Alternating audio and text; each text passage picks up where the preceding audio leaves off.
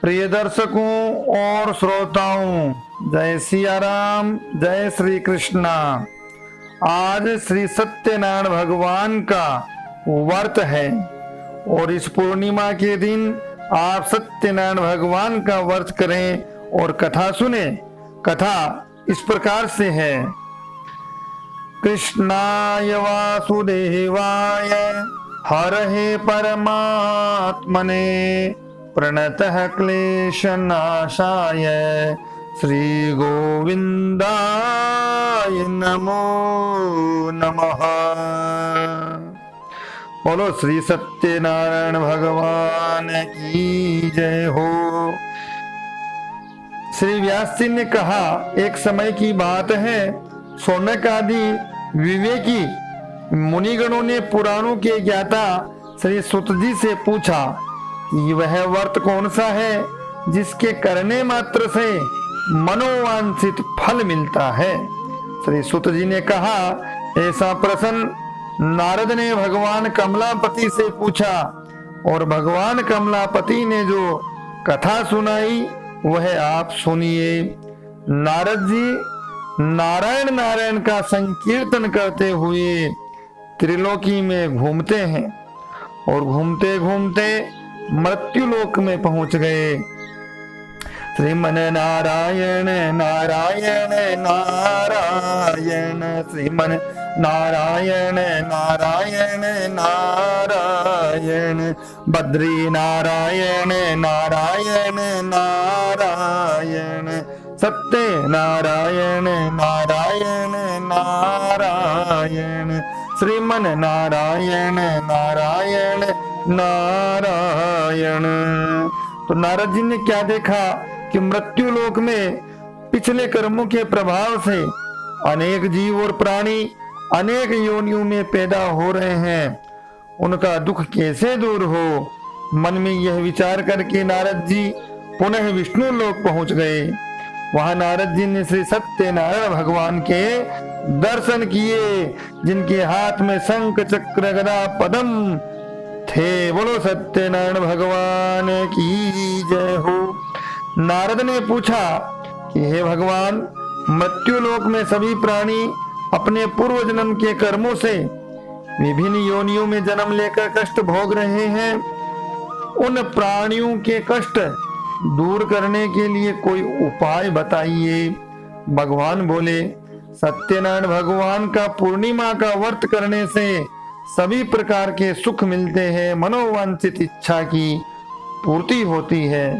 जो प्राणी इस व्रत को श्रद्धा व विश्वास से करता है, वह धन धान्य सुख समृद्धि सभी सुख प्राप्त करता है। इसमें प्रसाद केले के फल और गेहूं के आटे का सातु बनाकर प्रसाद चढ़ाया जाता है। इस प्रकार से बता रहे हैं नारद जी को भगवान श्री सत्यनारायण। बोलो सत्यनारायण भगवान की जय। सबसे पहले ये व्रत किसने किया, यह सुनो। काशी में एक निर्धन ब्राह्मण रहता था। भूख और प्यास से दुखी ब्राह्मण इधर उधर भटकता रहता था। ब्राह्मण को दुखी देख करके भगवान ने स्वयं बूढ़े ब्राह्मण का वेश धारण करके गरीब ब्राह्मण से कहा, हे ब्राह्मण, तुम सत्यनारायण भगवान का व्रत करो, तुम्हारे सब दुख दूर हो जाएंगे। दूसरे दिन गरीब ब्राह्मण व्रत करने के संकल्प से भिक्षा मांगने निकला। उसे बहुत दान मिला। इसी धन से अपने भाई बंधु सहित श्री सत्यनारायण भगवान का व्रत किया। उसके प्रभाव से दुख से मुक्ति मिली, संपत्ति व धन का मालिक बना तथा अंत में मोक्ष की प्राप्ति हुई। बोलो सत्यनारायण भगवान की जय हो। यह व्रत और किस किसने किया? यह ब्राह्मण जब सत्यनारायण भगवान का व्रत पूजन कर रहा था, उसी समय लकड़हारा आ गया। लकड़ी का बोझ बाहर रख करके प्यास मिटाने के लिए ब्राह्मण के घर आया। उसने ब्राह्मण से पूछा। ब्राह्मण ने लकड़हारा से कहा कि सभी सुख धन धान्य की प्राप्ति कराने वाला यह सत्यनारायण भगवान का व्रत है। लकड़हारा प्रसाद लेकर लकड़ी बेचने शहर चला गया। उसने भी मन में विचार किया कि किसी की जो भी आज धन प्राप्त होगा उससे सत्यनारायण भगवान का व्रत उद्यापन करूंगा। शहर में उसे दूनी कीमत मिली। लकड़ी की दूनी कीमत प्राप्त करके बड़ा प्रसन्न हुआ। भगवान सत्यनारायण का व्रत उद्यापन की उसने मन में कामना करी और उसे अपने लकड़ी की दूनी कीमत मिल गई। केला, शक्कर, घी, आटा खरीदा और अपने घर ले आया और अपने भाई बंधु सहित व्रत किया। उसके प्रभाव से धन धान्य सुख संपत्ति मिली और अंत में मुक्ति मिली है। बोलो सत्यनारायण भगवान की जय हो। आगे की कथा है कि उल्कामुख नाम का एक बुद्धिमान राजा था। एक दिन राजा रानी भद्रशिला नदी के तट पर सत्यनारायण भगवान का व्रत कर रहे थे।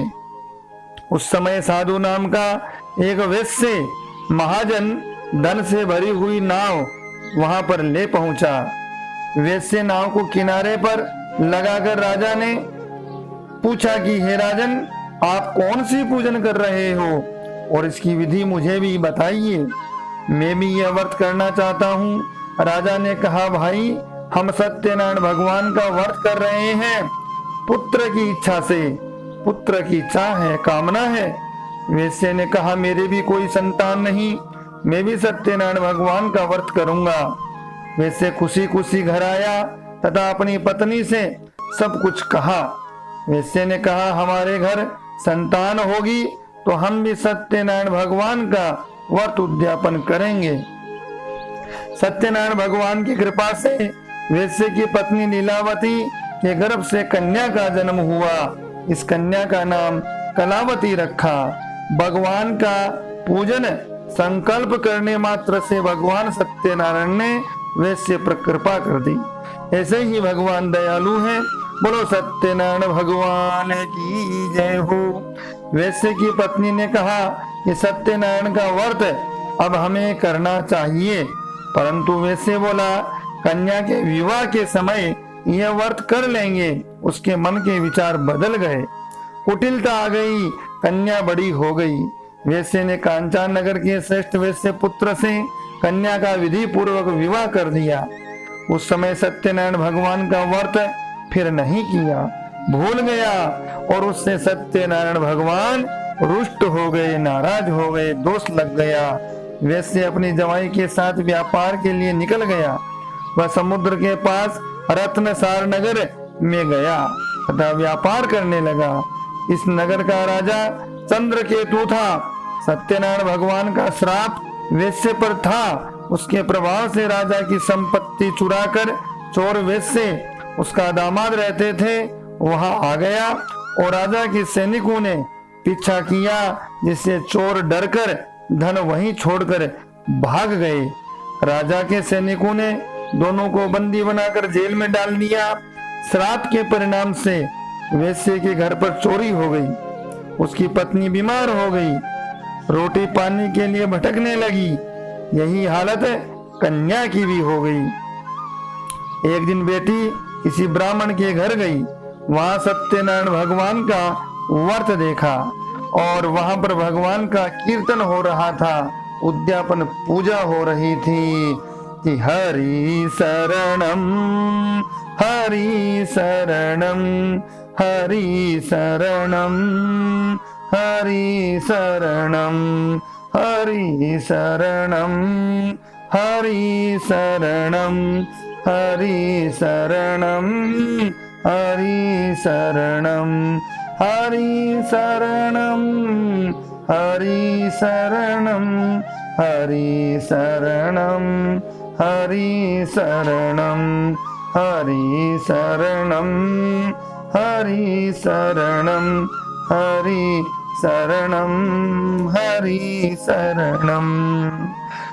तो बेटी ने किसी ब्राह्मण के घर गई तो वहां पर सत्यनारायण भगवान का व्रत देखा। प्रसाद लेकर घर आई, अपनी माता से सब बात बताई और दोनों माँ बेटी ने व्रत किया। मांगा कि पति और दामाद दोनों घर वापस सकुशल लौट जाएं। तो सत्यनारायण भगवान प्रसन्न हो गए और राजा चंद्रकेतु के सपने में दर्शन दिया कि दोनों वेश्यों को छोड़ दिया जाए। यदि ऐसा नहीं किया तो उसका सर्वनाश हो जाएगा। राजा ने सुबह दोनों को छोड़ दिया। दोनों सम्मान सहित घर के लिए रवाना हो गए। बोलो सत्यनारायण भगवान की जय हो। वैसे अपने घर की ओर चल पड़ा। सत्यनारायण भगवान वैसे की मन की भावना जानने के उद्देश्य से साधु का रूप धारण किया। दंडी का वेश धारण करके और वैसे से प्रश्न किया, तुम्हारे नाम में क्या है? संपत्ति में मस्त अलमस्त घमंडी अहंकारी वैश्य ने कह दिया कि हे दंडी स्वामी, मेरे नाम में तो फूल पत्ते हैं। आपको दक्षिणा देने के लिए मेरे पास कुछ नहीं है। मैं आपको दान कर सकूं ऐसा मेरे पास नहीं। ऐसे वचन सुनकर के सत्यनारायण भगवान बोले कि तुम्हारे वचन सत्य हो और नाम में सारा धन जो है फूल पत्ते बन गए। नाम हल्की हो गई। वैश्य और दामाद दोनों दुखी हो गए। वो दंडी स्वामी के पास गए, माफी मांगी, चरणों में लौटने लगे, क्षमा मांगी है। तो साधु ने उन्हें माफ किया। सत्यनारायण भगवान की पूजा व्रत करने लगा। उसका नगर आ गया। लेकिन उस समय उसकी पत्नी और बेटी दोनों सत्यनारायण भगवान का व्रत कर रही थी। खुशी के मारे प्रसाद को छोड़कर पति के दर्शन करने के लिए दौड़ पड़ी। सत्यनारायण भगवान रुष्ट हो गए और पति सहित नाव को डुबो दिया। रात में बेटी ने भगवान को दर्शन हुए हैं। भगवान स्वप्न में दिखी बेटी को और दर्शन दिया कि मेरा प्रसाद ग्रहण करो। मेरा प्रसाद का तुमने अपमान किया, इसलिए तुम्हारी ये दशा हुई। तुम्हें पति मिल जाएगा, प्रसाद ग्रहण करो। उसने भगवान का प्रसाद लिया है, जिससे उसका पति मिल गया तथा सबने मिलकर भगवान सत्यनारायण की पूजा व्रत विधान से करी है। गोविंद हरे गोपाल हरे, जय जय प्रभु दीन दयाल हरे। गोविंद हरे गोपाल हरे, जय जय प्रभु दीन दयाल हरे। जय जय प्रभु दीन दयाल हरे। तो अब आगे की कथा है कि तुंगध्वज नाम का राजा था। एक दिन राजा वन में जाकर बहुत प्रकार के पशुओं का वध किया। उसने कहा, वट वृक्ष की छाया में सत्यनारायण भगवान का पूजन होते देखा। वहां गोप ग्वाल पूजन कर रहे थे। राजा घमंड में न तो भगवान को नमन किया और न ही राजा ने सत्यनारायण भगवान की पूजा करी है। तो इस प्रकार से राजा के द्वारा इस प्रकार से घमंड का और अहंकार का आचरण देख करके और भगवान श्री सत्यनारायण बहुत रुष्ट हो गए। और जैसे ही राजा का सारा साम्राज्य है, धन धान्य नष्ट हो गए हैं। राजा को आभास हो गया कि ये दशा उसकी भगवान सत्यनारायण की पूजा का अपमान किया और भगवान की पूजा का प्रसाद का अपमान किया, तब ऐसी दशा हुई है। राजा पुनः गोप ग्वालों के पास गया और प्रसाद प्राप्त किया है, पूजा में शामिल हुआ और जिसके प्रताप से पुनः राजा धनवान पुत्रवान साम्राज्य को प्राप्त किया है और वैकुंठ को प्राप्त किया है। कलयुग में तो सत्यनारायण भगवान की पूजा विशेष रूप से फलदायी है। सत्यनारायण भगवान का व्रत करने वाले दूसरी जन्म की कथा में क्या क्या बने, ऐसा वर्णन मिलता है कि निर्धन ब्राह्मण है सुदामा बना, जो श्री कृष्ण की भक्ति करी है और श्री कृष्ण का अनन्य सखा बना। लकड़हारा भील बना, जो श्री रामचंद्र जी की 14 वर्ष का जब वनवास हुआ तो भगवान की सेवा करी है। और वैसे साधु मोरध्वज राजा बना, जिसने आधा शरीर दान दिया।